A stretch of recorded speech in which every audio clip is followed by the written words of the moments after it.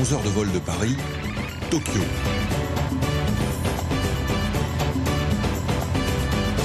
Tokyo, capitale bouillonnante et étonnante, 38 millions d'habitants, la ville la plus peuplée au monde.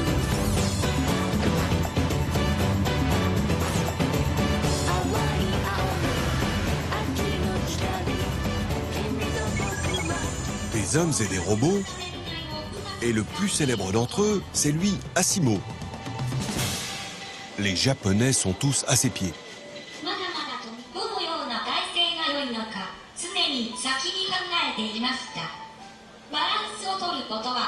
Même Barack Obama est tombé sous son charme lors d'une visite à Tokyo.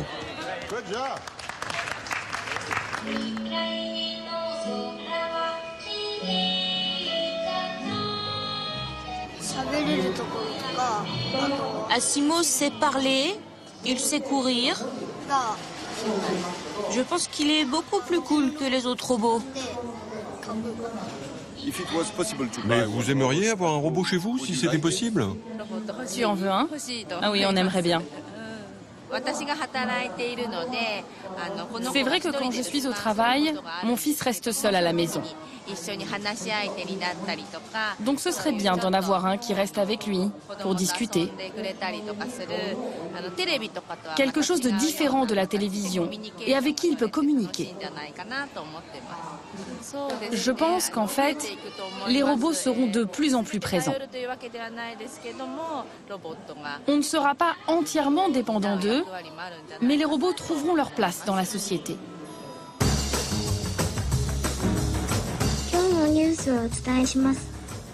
Le Japon a déjà son David Pujadas, mais il est féminin et robotisé.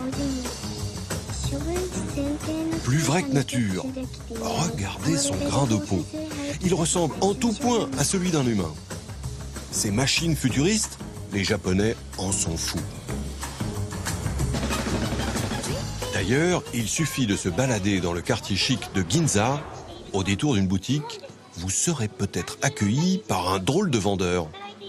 C'est Pepper, notre robot français. Ici, on peut l'acheter 4 200 € pièce. 500 modèles ont été vendus en quelques heures seulement. Qui donc a pu craquer pour un bonhomme de plastique à ce prix-là? Réponse dans le quartier branché de Yanaka à Tokyo.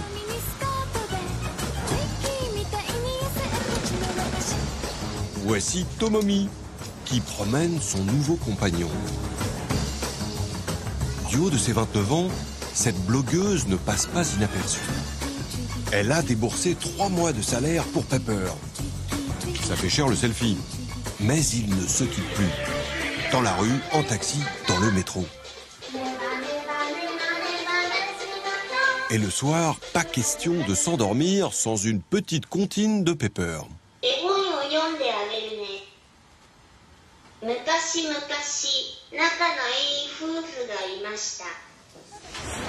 Quand on vous disait que les Japonais étaient dingues de robots. Bonjour, je suis François Langlais. Bonjour, moi c'est Tomomi. Je vous ai vu de loin. Oui, j'avais envie de me promener avec lui, c'est pour ça qu'il est avec moi. Et vous avez l'air vraiment proche. Oui, bon, ce n'est pas comme un membre de ma famille, comme ma sœur ou mon frère, ou comme un petit ami. Ce n'est pas non plus un animal domestique. Pepper, c'est Pepper. C'est ce nouvel être avec qui je partage ma vie.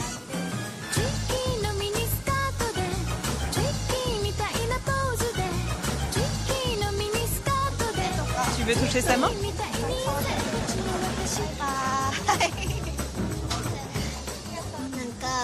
Il est beaucoup plus mignon qu'à la télévision. J'aimerais bien faire comme la dame, me promener avec lui. Qu'est-ce que vous pensez de ce robot dans la rue? C'est surprenant. Ah, c'est celui qui bouge, qui a un mouvement très fluide. Oui, c'est ça. Et vous, vous aimeriez avoir un robot? Oui, j'aimerais bien, j'en veux un. J'aimerais qu'il me donne des conseils. Et vous feriez confiance à un robot? Oui, parce que c'est un être pur. Je lui ferai confiance. Il a l'air honnête. Comment expliquer cette fascination des Japonais pour les robots? Pourquoi le pays du soleil levant a-t-il pris autant d'avance dans la robotique? Ces questions, nous allons les poser à Karine Poupé. Alors comment s'appelle ce quartier? C'est Tachiya El-Gawa. D'ailleurs, celui-là, là, le cheval, c'est la mascotte du quartier. Il s'appelle le Ryokun. C'est en hommage à un samouraï. Cette Française est une spécialiste du Japon. C'est le quartier traditionnel. Elle vit dans l'archipel depuis 13 ans. Voilà, c'est un quartier sympa. On peut peut-être s'arrêter là? Eh bien volontiers. Voilà. Ce sont les fameux yakitori. Yakitori. C'est vous qui commandez? Konnichiwa. Hitotsu zetsu de ii desu ka? Hai, onegai shimasu. On s'installe? Karine Poupé, vous êtes l'auteur d'un livre qui s'appelle Les Japonais, c'est un portrait de la société japonaise. Qu'est-ce qui explique que ce peuple soit si enthousiaste avec les robots? Il y a plusieurs facteurs qui jouent. Il y a des facteurs historiques, il y a des facteurs culturels, il y a des facteurs un petit peu religieux.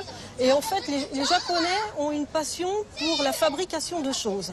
Donc ils aiment les choses. Les Japonais ont vis-à-vis des machines en général et des robots en particulier une certaine amitié. Ils ont une fascination. Parce que l'amitié, on a de l'amitié pour un homme, pour une femme, pour un être animé, pour un animal, bien sûr. Pour eux, les machines ont une âme aussi. Ce ne sont pas simplement des machines qu'on utilise et puis qu'on jette. C'est pas du consommable, c'est quelque chose qui vit avec nous, qui nous rend service. Et à partir de ce moment-là, c'est quelque chose à qui on doit accorder un certain respect. Et, une âme pour les machines. Une âme pour les machines. Et il y a aussi des considérations économiques qui expliquent l'intérêt des Japonais pour les robots. Bien sûr, la population japonaise diminue d'année en année. On est dans le pays le plus vieux sur la planète. Les 65 ans représentent déjà un quart de la population. Ça va s'accélérer, ça va monter à 40% dans les années 2050-2060, ce qui est quand même énorme. Arigato. Parallèlement, les moins de 15 ans ne représentent pour l'instant que 13% de la population et la dénatalité se poursuit. Donc il faut pas rêver, ça il n'y va aura pas plus de bras comme ça. pour faire tourner les usines japonaises. Il faut remplacer. Remplacer comment? Vous avez les robots. Les immigrés, on verra après éventuellement. Parce qu'il y a une prévention contre l'immigration qui est très forte. Alors, c'est un pays qui est encore fermé, c'est clair. On ne fait pas entrer comme ça des travailleurs immigrés très facilement au Japon. Et s'ils acceptent de la main-d'œuvre étrangère, croyez-moi, ce sera ingénieurs, médecins, ce seront des têtes plus que des bras. Bien sûr. Donc les bras, ce seront les robots. Dans les pays occidentaux, les gens ont peur d'être remplacés par les robots. On a l'impression qu'ici, c'est pas du tout le cas. Non, parce qu'ici, on considère les robots comme des amis. On va travailler avec, ils vont pas nous remplacer, ils vont pas nous piquer notre boulot. Donc on est dans une approche qui est plutôt de se dire, les robots, on va leur filer tout ce qui est ingrat, tout ce qui est pas intéressant comme boulot. Eux, ils sont faits pour ça. Ils sont faits pour faire des tâches répétitives, pour réfléchir de mieux en mieux. Mais s'ils arrivent à réfléchir, c'est parce que l'humain leur aura appris à réfléchir. Alors après se posent des tas de problématiques. Il ne faut pas y considérer que parce que techniquement c'est possible, c'est résolu. Il y a des problèmes auxquels déjà sont confrontés les Japonais dans l'utilisation des robots. C'est les problèmes d'assurance. Imaginez que vous envoyez votre robot domestique faire les courses à votre place. Entre-temps, il provoque un accident de la circulation. Qui est responsable ? Est-ce que c'est vous, le propriétaire du robot? Est-ce que c'est le fabricant du robot? Donc les sociétés d'assurance sont impliquées là-dedans et pour l'instant elles disent non. Il faut revoir complètement le corpus législatif. Ça veut dire qu'ils sont déjà en train de penser bien sûr. aux dégâts, aux dommages que pourrait causer un robot. On ne peut pas penser une machine quelle qu'elle soit ou un produit quel qu'il soit sans ses revers. Vous avez déjà dans certains hôpitaux des robots qui promènent la nuit des échantillons de sang et d'urine à passer d'une machine à une autre machine pour faire une batterie d'analyse. Là aussi, se pose le problème de la responsabilité. Si jamais il y a une erreur de manipulation et autres, qui est responsable? On imagine même qu'on fait tellement confiance aux robots qu'on se dit que les robots vont garder les enfants. On leur confie ses enfants et ses parents. Voilà, les parents et les enfants. Et puis on va travailler à des tâches qui ne sont pas ingrates.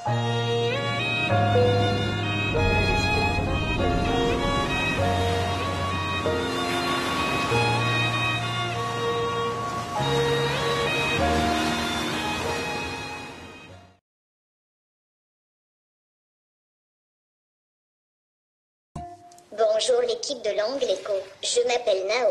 Je suis un robot humanoïde imaginé en France.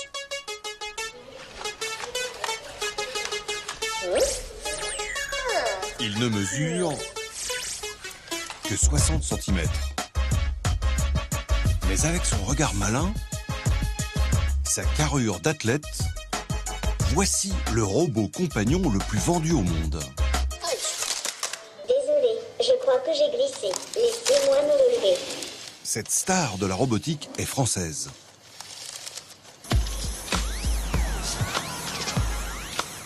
Et depuis 2 mois, elle est la mascotte de cette maison de retraite.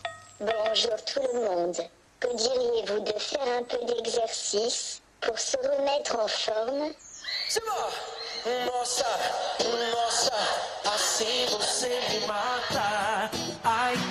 Un robot dans une maison de retraite, une première en France. C'est la mairie d'Issy-les-Moulineaux, en région parisienne, qui en a eu l'idée. Si vous appuyez sur mon pied gauche, je fermerai mes doigts. Merci. Une fois par semaine, On va chercher le plafond. Super. aux côtés du personnel soignant, Au milieu. c'est le robot qui mène les activités. Excellent. Je trouve qu'il est adorable. On croirait un petit bébé. Ça vous embête pas de faire de l'exercice avec lui alors? Oh, pas du tout alors. Genou gauche. 1, 2, 3, 4, 5. Très bien, Madame Descamps. Allez, on va toucher cette fille là-bas. Bien plus qu'un coach sportif qui distribue les encouragements, Nao crée du lien entre les résidents. C'est fait pour rassembler tout le monde. Et on sent que les gens se sentent bien là, à faire tout ça. On se sent moins seul déjà. C'est déjà qu'après au bout de Lénine, on irait au café Pouchkine boire un chocolat. Nathalie. Un peu de sport et du béco pour la mémoire. Sarah, ça me réveille quand même. C'est très bien ce robot. Ah oui, très bien trouvé. Ben pourquoi ça amuse quand même. Hein. Et puis, celui qui a trouvé ça, ben, chapeau. Hein.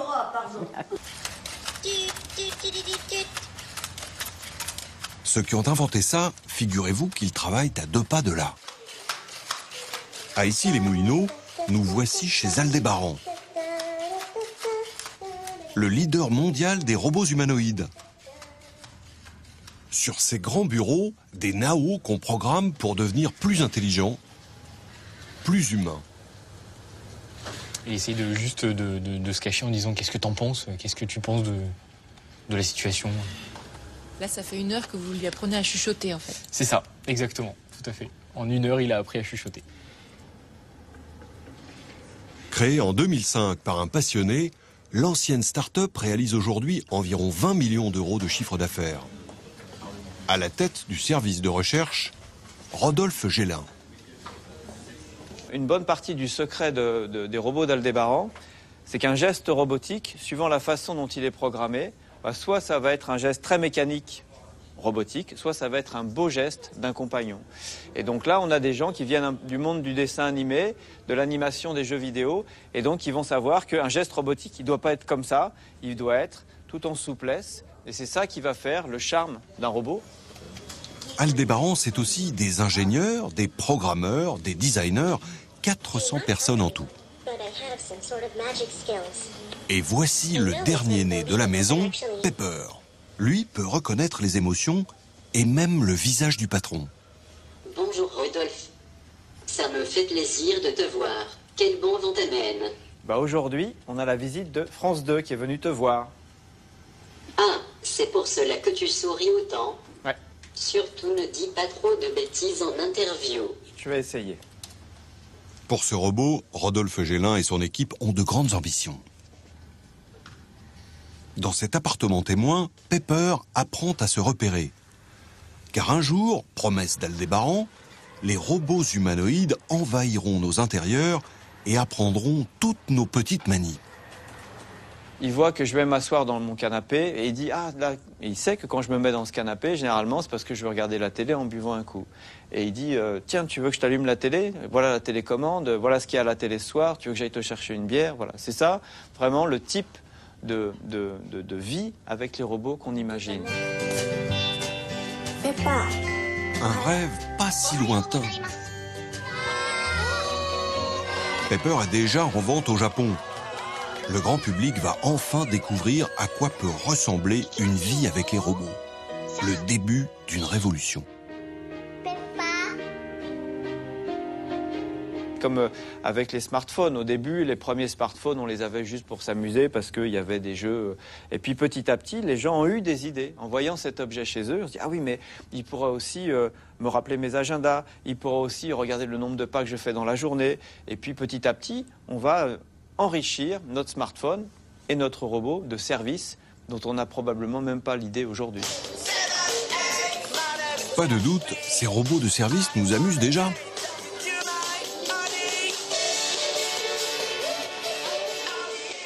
C'était super. Est-ce que maintenant tu peux me donner la main, s'il te plaît? Attends, je crois pas qu'elle... Est-ce que tu peux me donner la main? Même si parfois ils sont encore un peu capricieux. Je crois que vous la main droite, s'il te plaît. Ces enfants imaginent très bien ce qu'ils pourraient en faire. Ça, je ne peux pas m'empêcher de... Qui porte mon cartable pour quand je vais à l'école. Parce que parfois il est un peu lourd. Ranger mes jouets. Oui. Par exemple, si on n'a pas de frères et sœurs, c'est bien aussi. Parce qu'on peut jouer avec lui, on s'ennuie pas. Mais les robots de service, ce ne sont pas que de gentils copains qui nous tiennent compagnie. Ils peuvent aussi travailler. Dans l'agriculture, par exemple, ils traitent déjà les vaches. Ce robot a même été créé il y a 30 ans. Vous ne le saviez peut-être pas, le monde agricole est précurseur en robotique.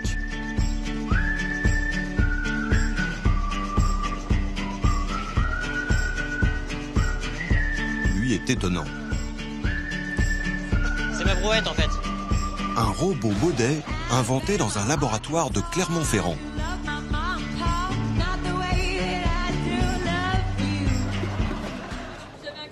Ah non, j'ai rien du tout. J'ai rien du tout. Il y a un capteur de proxymétrie qui est dedans, c'est-à-dire un capteur de distance. Il repère mes jambes et ensuite il suit mes jambes. Alors, donc il peut me suivre moi? Bien sûr, vous l'essayez. Donc mettez-vous devant, j'appuie sur le bouton, voilà. Et comment il me reconnaît alors? Le capteur de distance repère vos jambes.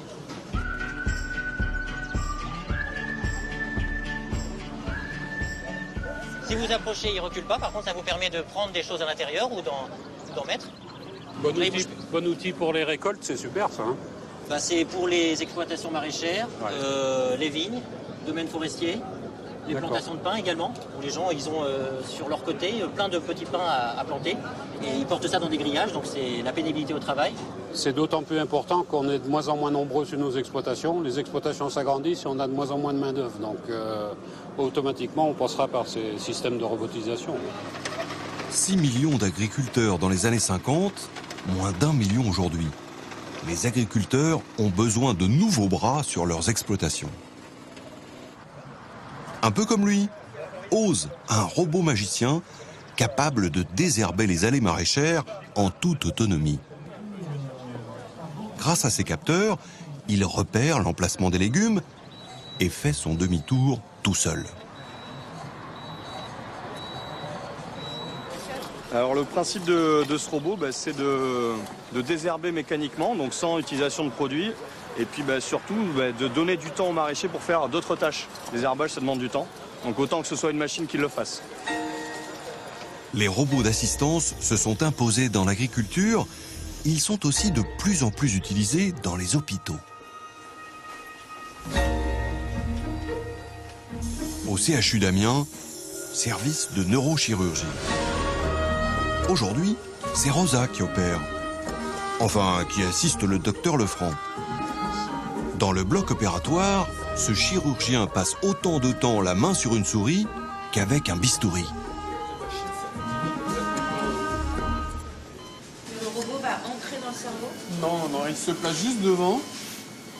Et puis, nous, on va pouvoir descendre nos instruments le long de la trajectoire planifiée. Comme une cible, en fait. Comme une cible, Il exactement. montre le chemin. Exactement. Aujourd'hui, intervention sur un malade de Parkinson. Pour diminuer les symptômes, il faut lui implanter 2 électrodes dans le cerveau. Comme un GPS, le robot se place à l'endroit précis où le médecin doit glisser ses instruments. Il va le guider au millimètre près, grâce à ces images en 3 dimensions.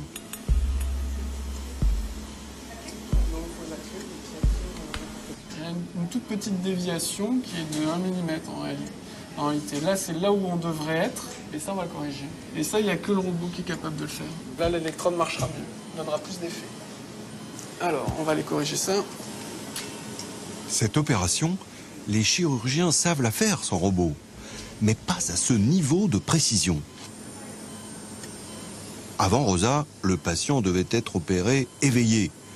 Et l'intervention qui a duré 10 heures prenait 2 fois plus de temps. Rosa, là encore, une invention française. C'est à Montpellier que ce robot chirurgien a été conçu par la société Medtech. Son patron est peu connu en France.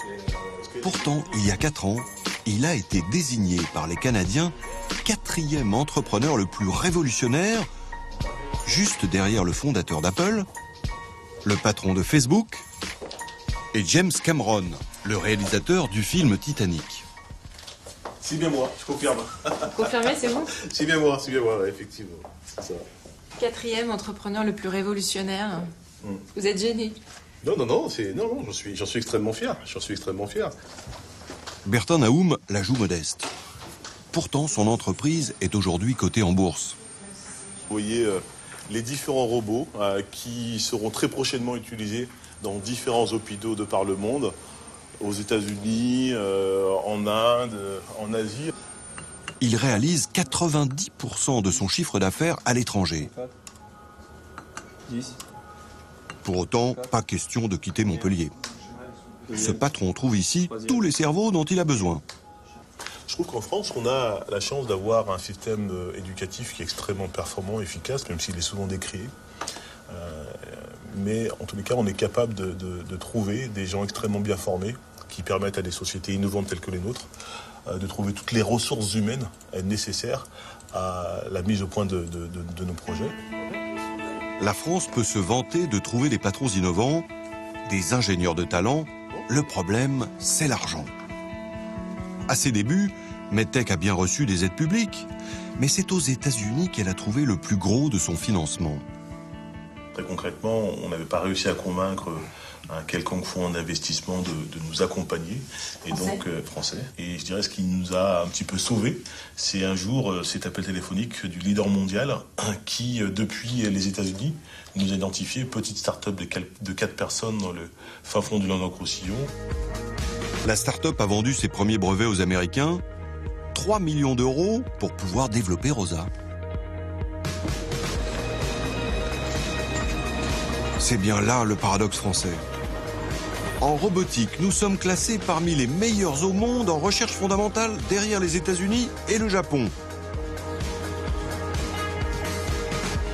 Mais personne chez nous ne prend le risque d'investir dans nos innovations. À Lyon, un homme s'affaire dans tous les sens pour inverser cette tendance.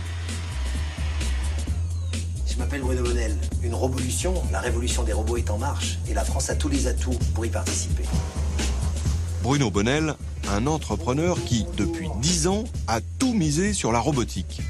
Premier pari, ce robot aspirateur. Il en a vendu 1 million dans toute l'Europe. Bonjour, suivez-moi pour la visite d'Awavodka. Sa dernière trouvaille, un avatar monté sur roulette. Bonjour tout le monde. C'est comme avoir le patron à côté de vous, en vrai? Ouais, il est juste moins carré, en vrai. Et une façon bizarre. Lui en est convaincu, le marché des robots va exploser. Et la France a une carte à jouer. La robotique, avec des emplois d'ailleurs qui sont certainement inconnus à aujourd'hui, ça certainement génératrice de centaines de milliers, voire de millions d'emplois. Et tout jeune d'ailleurs qui se lance dans la formation avec une optique robotique à quelque niveau que ce soit, sera 100% garanti de trouver un emploi d'ici l'an 2025. Notamment en France. Et surtout en France, bien sûr. Alors, il y a 2 ans, il a posé la première pierre d'une véritable filière de la robotique en France. Monsieur Montebourg, et bienvenue dans notre univers. En 2013, avec l'appui du gouvernement, il lance Robolution Capital, le premier et le seul fonds d'investissement entièrement dédié aux robots de service. Son credo ? Développer des projets comme celui-ci. Une voiture sans chauffeur. Grâce au fonds, la petite start-up lyonnaise peut conserver son avance technologique. Robolution Capital, ce sont 80 millions d'euros à investir dans une trentaine de projets. Un partenariat public-privé.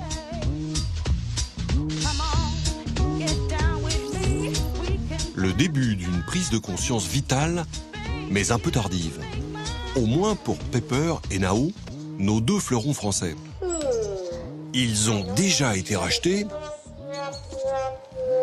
Et où se trouve leur nouvel actionnaire ? Au Japon. Il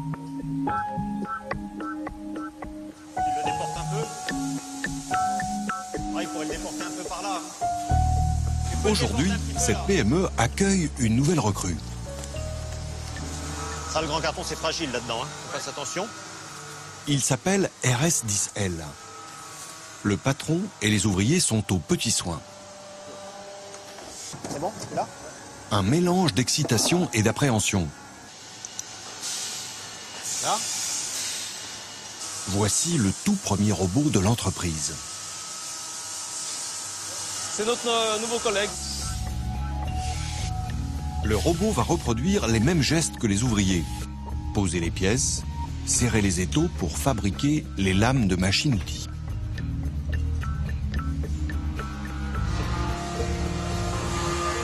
Il va faire du boulot, hein.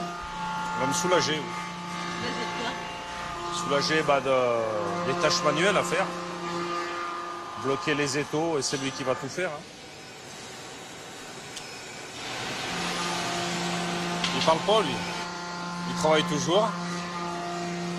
Et il s'arrête jamais. Parce qu'il ne s'arrête jamais, l'entreprise espère doubler sa production. Pour cette PME de 20 salariés, l'investissement est de taille, 150 000 euros. L'objectif, produire au même prix que les usines chinoises sans délocaliser. Ce qu'il faut bien voir, c'est qu'on travaille 8 heures en moyenne par jour. 8 heures, c'est rien sur une journée complète. Donc si on peut gagner en activité les heures pendant lesquelles on ne travaille pas, donc le soir et la nuit, c'est tout, on est gagnant, quoi. L'entreprise est gagnante. Et c'est comme ça qu'on arrivera à être compétitif par rapport à d'autres pays. Roland, lui, va désormais surveiller et entretenir son double métallique. Alors forcément, il se pose quelques questions. On appréhende, on attend de voir ce que le résultat va donner avec le robot. Mais c'est vrai qu'on a un peu peur de son arrivée. Le robot va-t-il piquer le boulot de Roland?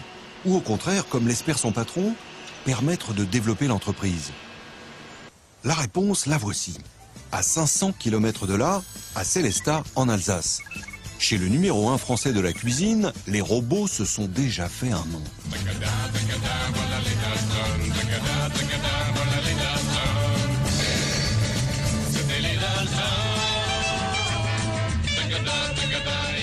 Donc là, il y a la lignée des Dalton. Donc vous avez Joe, Jack, William et Avril.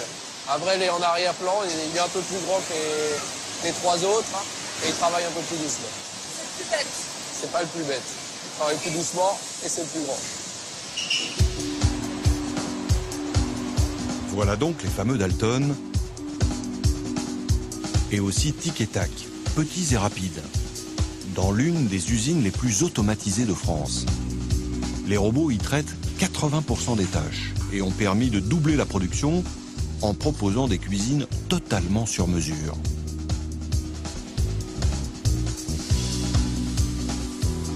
Le premier robot date de 1998 chez nous.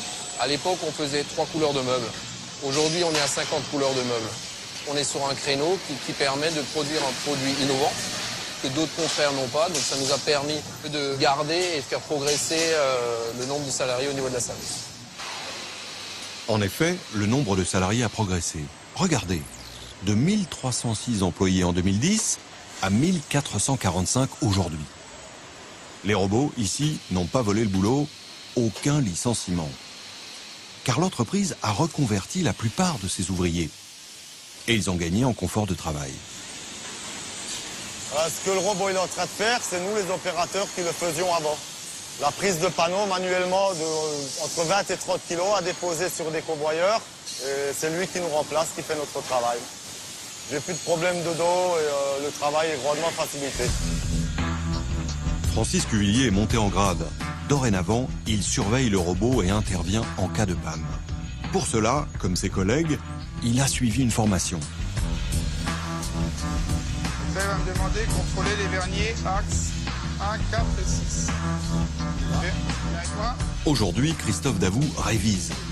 Lui qui était manutentionnaire est retourné à l'école pendant 8 mois pour apprendre les bases de la robotique. Sacré challenge pour cet ouvrier qui s'était arrêté au CAP.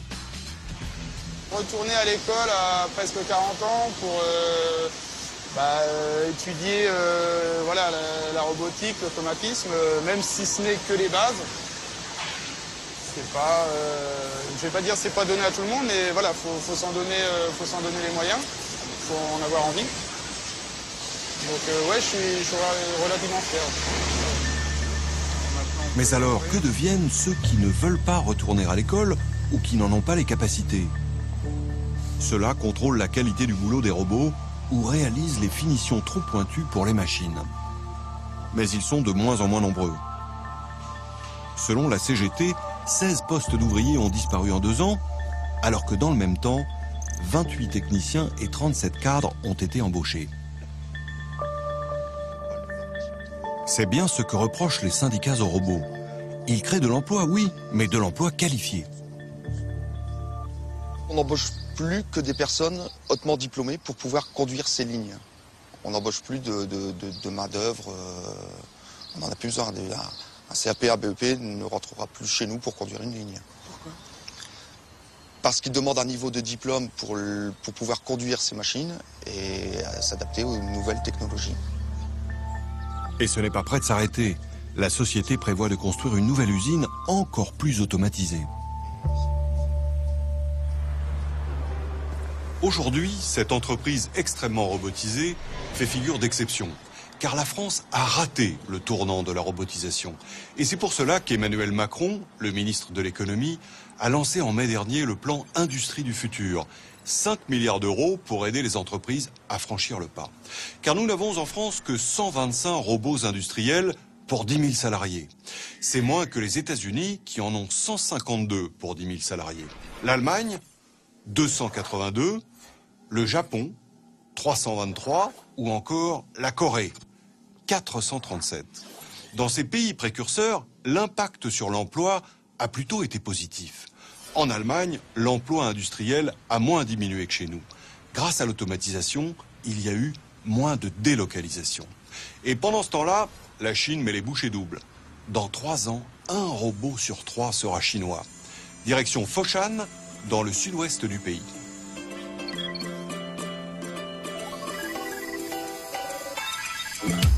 Nous voici donc au cœur de ce qu'on appelle l'usine du monde, avec ses dizaines de millions de travailleurs à bas coût. A priori, pas besoin de robots. Et pourtant...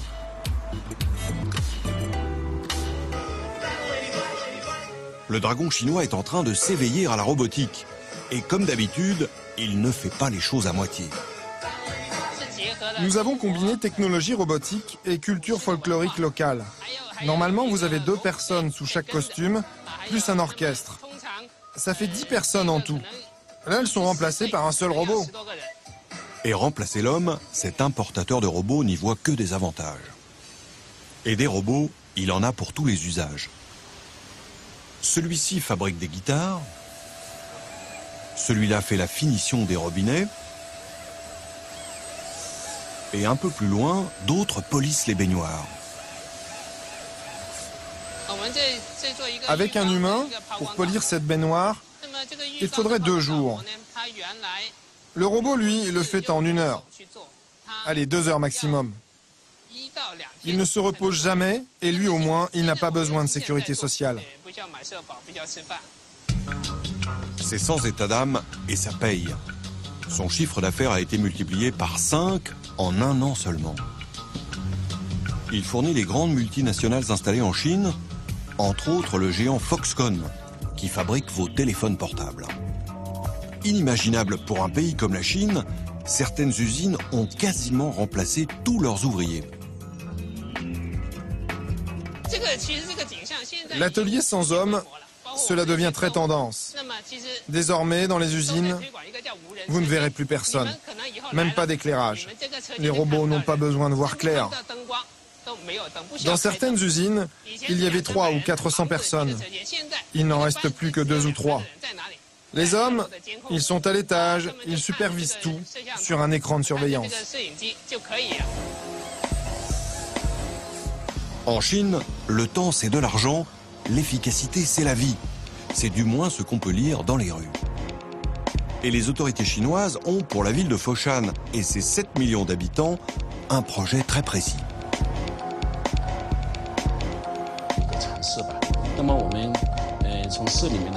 C'est le tout-puissant directeur du développement économique qui nous l'explique. Le nom de son programme est sans équivoque.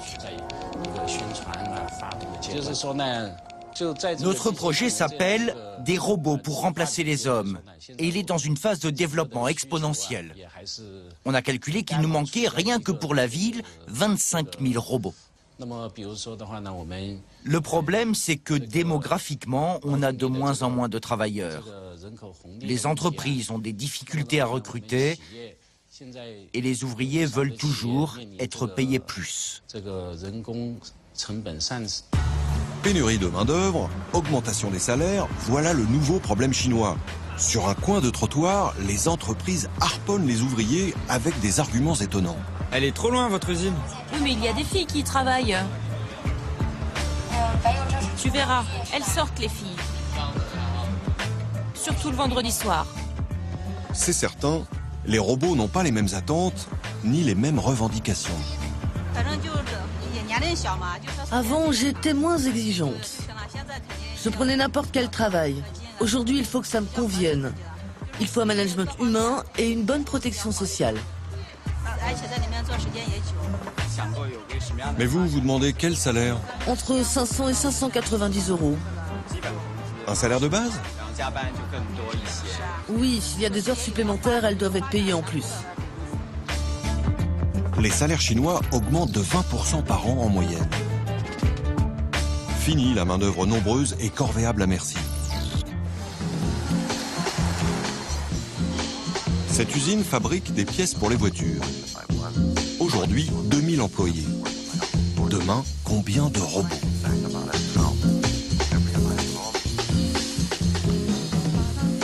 Car le chef de la production ne jure que par ses nouveaux ouvriers. Beaucoup plus économiques. Cette chaîne presse la tôle 80 fois par minute. 80 fois.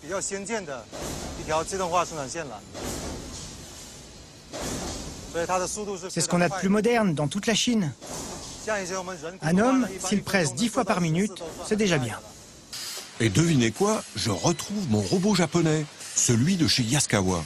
Jamais fatigué, jamais malade, ni pause déjeuner, ni besoin pressant. Mieux que l'employé du mois, Monsieur Yan a trouvé l'employé du siècle.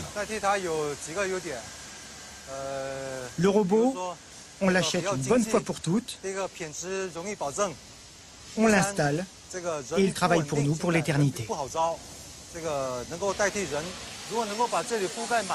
Un jour, on ne verra dans cet espace que des robots. Les emplacements sont déjà prêts. D'ici 2 ans, 200 robots abattront le boulot de 1200 personnes. Les ouvriers, nés dans une société de plein emploi, n'ont pas conscience de la menace. Pour faire la soudure, le robot est plus efficace et plus rapide que moi. Nous, on fait seulement ce qu'il n'arrive pas à faire, parce qu'il n'a pas assez de place pour souder. Mais vous n'avez pas peur qu'il vous remplace? Ah, je n'y avais pas pensé. Ce n'est pas grave, je trouverai un autre travail. Vous en êtes sûr? Mais oui, je suis jeune. Ces jeunes Chinois n'imaginent même pas ce qu'est le chômage. Mais combien de temps connaîtront-ils le plein emploi? La Chine aujourd'hui est le premier importateur de robots du monde. À Saint-Paul-en-Jarret, près de Lyon, on ne compte pas en milliers de robots, mais encore à l'unité. Rappelez-vous les doutes de Roland sur son nouveau collègue. Eh bien, après 2 semaines d'installation, c'est le grand jour. Le premier test du robot. L'essai est probant et Roland admiratif.